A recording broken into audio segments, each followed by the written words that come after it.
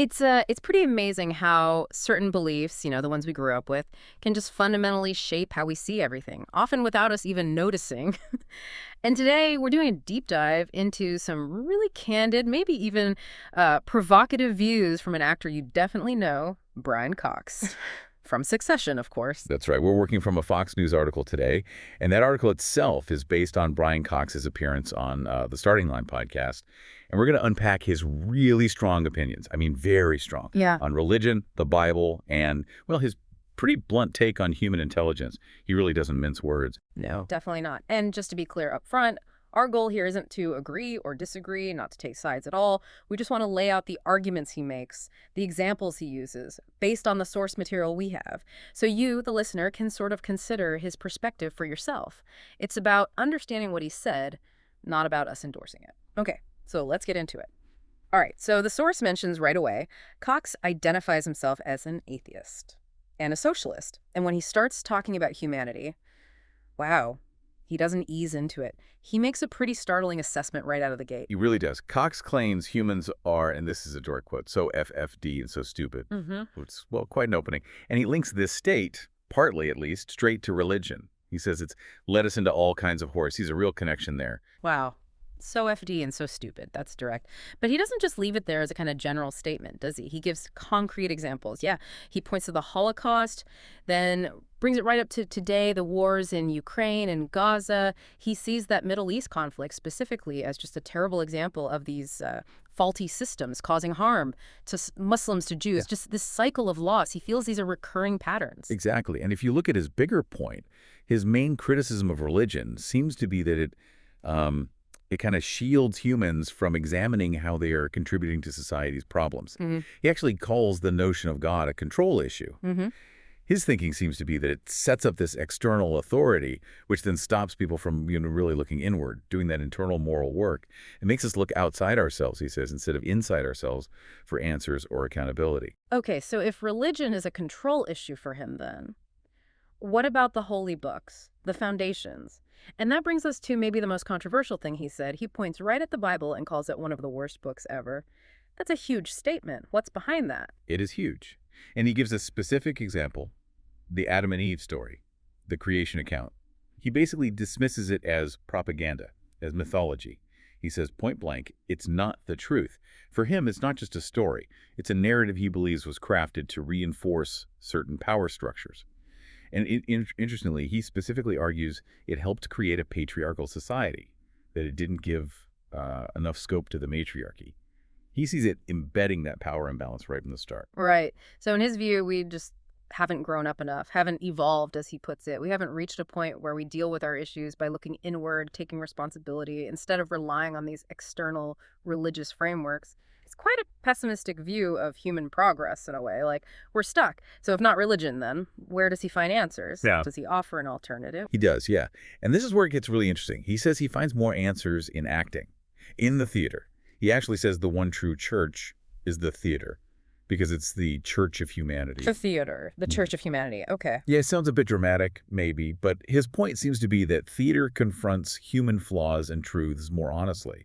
It's where we deal with, in his words, those false gods we create for ourselves. False gods we create. So, like illusions, societal pressures, things like that. Possibly, yes.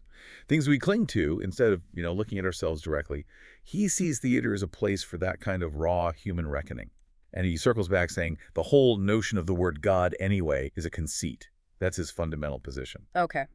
So wrapping this up, we've covered some pretty striking arguments from Brian Cox. That very blunt view of humanity, his take on religion's role in conflict, the sharp critique of the Bible, and then this idea of theater as the real church of humanity. It's definitely a lot to think about. It absolutely is. And maybe that leaves us with a final question for you, the listener, to consider. If Cox is right, or even partly right, if real progress means looking inside ourselves more instead of to these external systems or notions of God, what might that actually suggest about how we find meaning going forward, how we tackle our big problems, or even, what it means to be an evolved species? It's quite something how, certain beliefs, especially the ones passed down, can just shape everything, our whole worldview, often without us even fully grasping it. Absolutely. And our source here, it's mainly a Fox News article, but that piece pulls heavily from Brian Cox's appearance on the Starting Line podcast. Okay. So we're going to unpack his, well, incredibly strong views, very direct opinions on religion, the Bible, and frankly, a pretty blunt take on human intelligence. He doesn't hold back. No, it sounds like it. And just to be clear, our aim here isn't about taking sides. Yeah. Not at all, or, agreeing with Cox. Right. It's really about exploring the arguments he makes, the examples he uses, so that you, listening, can kind of weigh the nuances yourself. It's about digging into the source material. Exactly. Understanding the perspective presented. Okay, so let's get into it. The source mentions right away Cox identifies himself as an atheist and a socialist. Yes, quite clearly. And when he starts talking about humanity, well, he doesn't just wade in, does he? He goes straight for what he sees as the core problems. It's quite a statement. It really is. Cox basically says humans are, and this is a direct quote, so FD and so stupid. Wow. Yeah, it's a heck of an opening. And he links this state, this condition, directly to religion. He says it's led us into all kinds of horror. Sees a very clear line there. So FD and so stupid. That's direct. But he backs it up with examples, right? He doesn't just leave it hanging there. No, he doesn't. What really struck me was him pointing to the Holocaust first, then connecting it right to today with the wars in Ukraine and Gaza. Heavy examples. Yeah. And his view on the Middle East conflict specifically is that it's just a tragic result of these faulty systems, as he calls them, hurting both Muslims and Jews, just causing this endless loss of life. He really sees these historical echoes. And that connects directly to his main criticism of religion itself. Okay. Which is, he argues, that it kind of shields humans from examining how they're contributing to society's problems. Shields them. How so? Well, he thinks the whole notion of God is fundamentally a control issue. It's a control issue. Yeah, like a system imposing rules from the outside. And because of that, he argues, it stops people from really looking inside ourselves for answers or accountability. It directs our focus outward, not inward. Okay, that makes sense in terms of his argument. So if religion is a control issue, then what about its core texts? Yeah. Like the Bible. Well, that brings us to probably his most controversial point. Which he calls the Bible one of the worst books ever. Right. That's a huge statement. Yeah. What's his reasoning there? What specifically does he object to? It is huge. And he uses the Adam and Eve creation story as his main example. Okay, the Genesis account. Exactly. He dismisses it as propaganda and mythology, says straight up, it's not the truth. So not just a story, but like deliberate propaganda. In his view, yes. Narratives designed to shape belief and uphold certain power structures. And he specifically links that story to fostering a patriarchal society, saying it hasn't given enough scope to the matriarchy.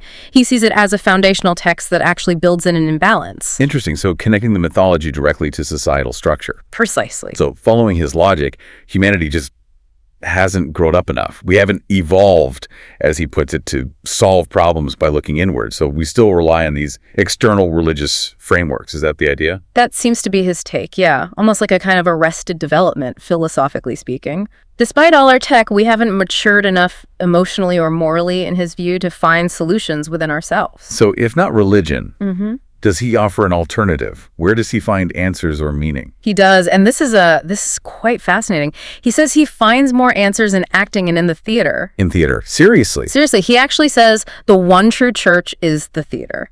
The one true church? Yep. Because, he says, it's the church of humanity.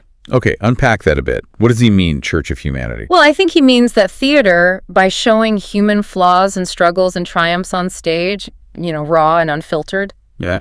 That's a more honest way to understand ourselves and grapple with our issues than traditional religion. So confronting ourselves directly through stories. Exactly. He says in theater, we deal with those false gods we create for ourselves. False gods, meaning illusions, societal pressures, not literal gods. That seems to be the implication, the things we cling to, the constructs maybe, rather than some external deity. And he wraps it up by saying the whole notion of the word God anyway is a conceit. Just a conceit. Wow. Yeah. So let's just recap quickly. We've covered Brian Cox's very blunt view of humanity, his critique of religion's role in conflict, that sharp criticism of the Bible. Especially the Adam and Eve story. Right. And then this really unique idea of theater as the true church of humanity. It's definitely a lot to chew on. It certainly is. And it leaves us with a final thought, something for you, the listener, to really ponder. Okay. If Brian Cox is onto something, if our real progress does lie in looking inside ourselves, like he says, instead of looking to these external systems or notions of God, what does that actually imply? Imply about what? Well, about how we find meaning now, how we tackle big societal problems, or even how we define what it means to be, evolved as a species in the 21st century. Where do we go from here if we look inward?